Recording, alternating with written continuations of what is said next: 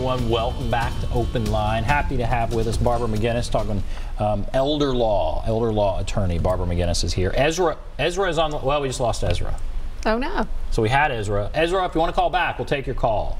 Yeah. You probably were just getting a little tired of those commercials.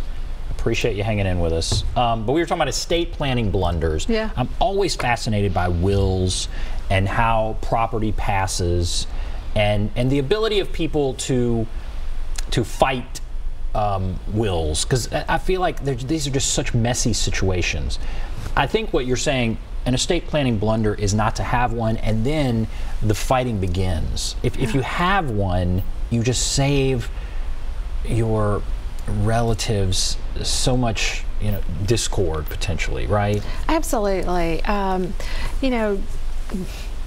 Well, just today, I was with a client, and we were reviewing her will as well as the trust.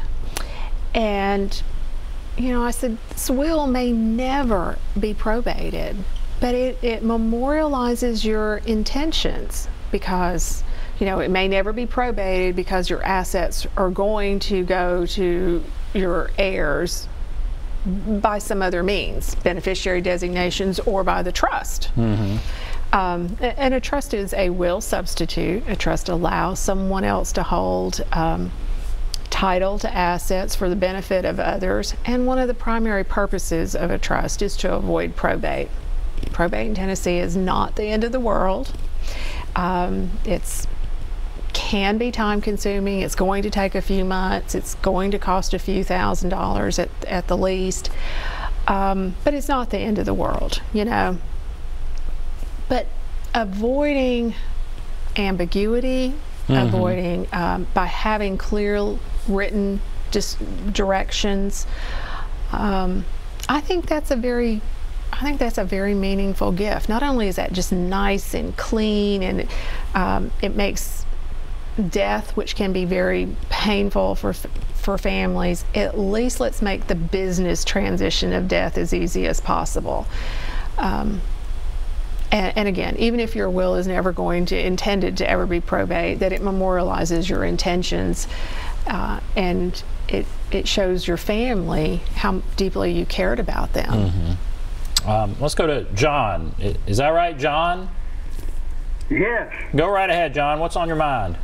Well, I just had a few comments and a question or two. I'm pretty old, and I have a will, and I also have a revocable trust.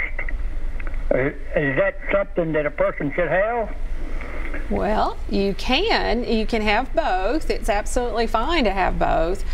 Also, I have long-term care insurance. Wow. Now, when I taken that insurance 25 years or so ago, I paid it by the quarter. The payments are $79 a quarter on it. Mm-hmm. And when I got old like I am and everything now, about maybe 5 years or so ago, those payments went from $79 a quarter to $166 a quarter. Mm-hmm.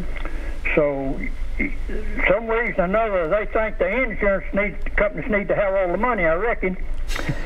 Also, on the Social Security, everybody got probably a 2% increase for this year. Yeah. And I got one also, and it amounted to $38.